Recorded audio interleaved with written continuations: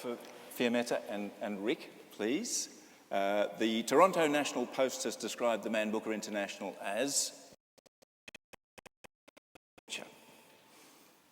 Now, by way of winding up, I'd like to ask Fiammetta in the first case, and then as our administrator, and then Rick as the chair, if you would be willing to risk some thoughts on the state of world fiction and what role you feel literature has to play in an increasingly divided world.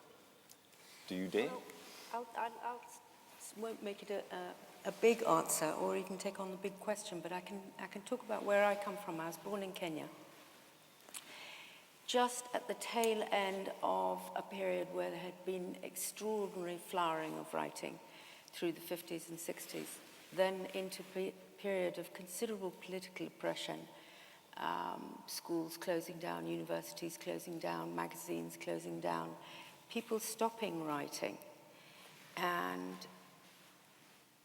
it ground almost to a halt. You could name maybe 2 or 3 Kenyan writers who carried on writing through the 60s and 70s. Through a series of small prizes, one of which we're tangentially involved with, the Kane Prize for African fiction, through small cooperatives, a little bit of money from different places, it has made an incredible difference. There is now coming up a generation of writers in their 20s and 30s who are using fiction as their way of making sense of the world. If that had happened in Australia, for those of us who had never been here, and for me this is my first visit here, how would we know about Australia if we hadn't read Patrick White, even for younger ones, if we hadn't read Cop and Terrier, if we hadn't read The Slap? It's the best gesture of friendship and communication that exists. Thank you very much. Rick, I infer from the fact that you took so much pleasure that you're reasonably confident about the state of world. I think it'd be impertinent to me to be confident. I've read an awful lot of books from around the world in the last couple of years, but we are, as readers in the English-speaking world, significantly disenfranchised, I think, in that we're not given enough material. 3% of books, fiction books in English, are in translation, 26% in Italy. And therefore, I don't think you can be very confident that you're actually seeing enough of what's out there. And it's certainly the purpose of this prize to try to encourage a growth in the industry of translating. What strikes you as you begin to read novelists from around the world in the kind of depth that we had is 2 things, and they're in tension with each other. One is how different the circumstances are in which people in other cultures live, and how fascinating it is to find the inwardness, to have the doors open into those worlds.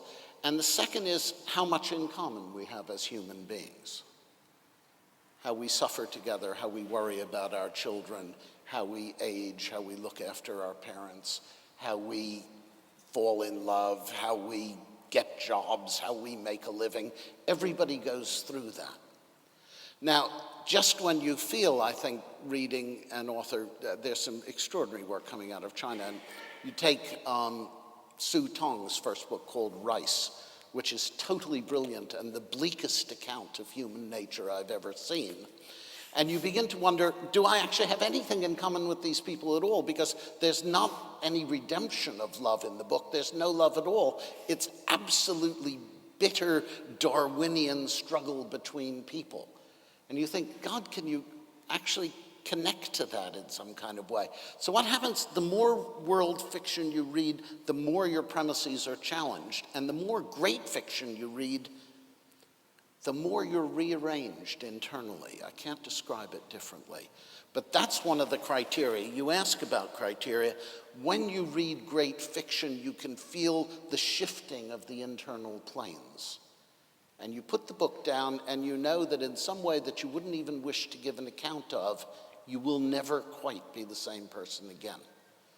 And that has happened again and again and again in the last 16 months, and it's a remarkable experience. What is the state of world fiction? I don't want to come to a platitude or a generalization or a homily, but all I can do is recommend, for instance, that you read the writers on this list in depth, because you will have so much fun from it. Thank you. And thank you all. Now it's time for questions from the floor. There are 2 microphones.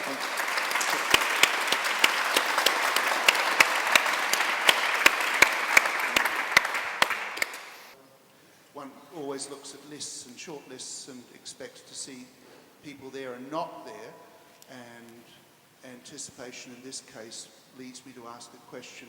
Whilst I'm pleased to see Solo there, I'm wondering where in the running leading up to the list someone like Gabriel García Márquez came, and if that indicates that there was a factor in the deliberation that included worthiness, influence, or neglect.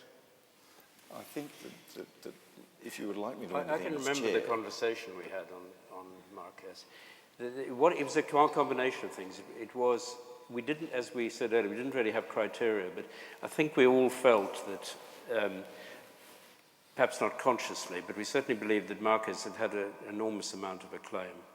And I don't say that weighed in the balance, but we, maybe in the back of our minds, was the thought that it would be, in a sense, wouldn't mean much to him and perhaps not to his readers, but there were other writers to whom it would mean a great deal more. But I have to say, it was a terrific problem, because you have many other Nobel Prize winners that we've left off, and you know, nobody would say they were bad writers. And the trouble is, what happens is you just get to a consensus in the end by persuasion, blackmail, violence, and I mean, there are a lot of people we all regret, to be honest, that are not on the list. And I can't be more specific. We did discuss Marquez right at the very beginning, and we decided not to put him on the list. You want to add to that? No, the problem is there are dozens of genuinely wonderful writers who are not on the list. All I can do is assure you that their names will have been considered. At least I hope all of their names will have been considered. But what we really want to talk about is the 13, actually cross out 1, 12 novelists who are still in contention for this prize, rather than the ones who are not.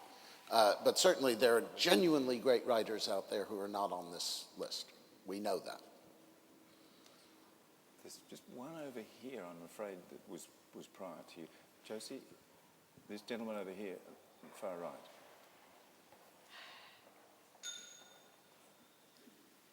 Rick, thank you for your confidence in fiction. I can't help worrying that some of the younger people I know enjoy fiction, but they're not really reading novels. They get their fiction from TV, from the movies, and I wonder if you feel that the classic novel is itself challenged by the new technologies. Whether I think that personally. There can't be any doubt about it, can there? Nevertheless, when I wrote a piece in The Guardian a few months ago, I was kind of arguing that those of us who are of my generation, when we grew up, we had common reading. We would all have read, you know, Golding's Lord of the Flies or Catcher in the Rye or whatever it was, and there was a common reading culture, and I suggested that I don't think that is true anymore for people in their 20s. Well, I've rarely got so much flack in my life for having said that.